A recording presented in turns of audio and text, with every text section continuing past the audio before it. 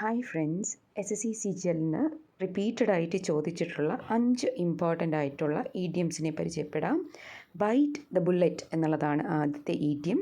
It means to ensure a painful situation bravely. വളരെ unpleasant ആയിട്ടുള്ള ഒരു സിറ്റുവേഷനെ നമ്മൾ ബ്രേവായിട്ട് നേരിടുന്നതിനെയാണ് ബൈറ്റ് ദ ബുള്ളറ്റ് എന്ന് പറയുന്നത്. ഫോർ എക്സാമ്പിൾ, ഒരു ഓപ്പറേഷൻ വേണം എന്ന് ഒരു രോഗിയോട് പറയുന്ന സമയത്ത് ഈ bite the bullet and agree to it. Okay, അപ്പോൾ ആൾ ഓക്കെ പറയുന്നു. അൺപ്ലസൻ്റ് ആണ് ആ കാര്യം, സ്റ്റിൽ ഹീസ് സേയിങ് ഓക്കെ അല്ലേ.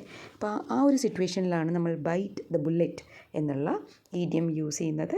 Like vice beat around the bush എന്നുള്ള ഈഡിയം കൊണ്ട് ഉദ്ദേശിക്കുന്നത് to avoid talking about the main ടോപ്പിക്കാണ്. അപ്പം കാര്യം നേരാവണ്ണം പറയാതെ വളഞ്ഞു മുക്ക് പിടിക്കുക അല്ലേ, അതിനെയാണ് ബീറ്റ് അറൗണ്ട് ദ ബുഷ് എന്ന് പറയുന്നത്. Likewise burn the midnight oil.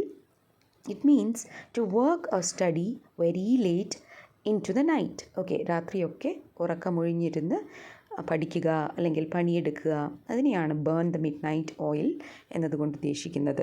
Now let the cat out of the bag എന്ന് പറഞ്ഞാൽ it is to reveal a secret by accident. Okay, അറിയാതെ ഒരു രഹസ്യം പുറത്ത് പറയുക അല്ലേ, അതിനെ let the cat out of the bag എന്ന് പറയും.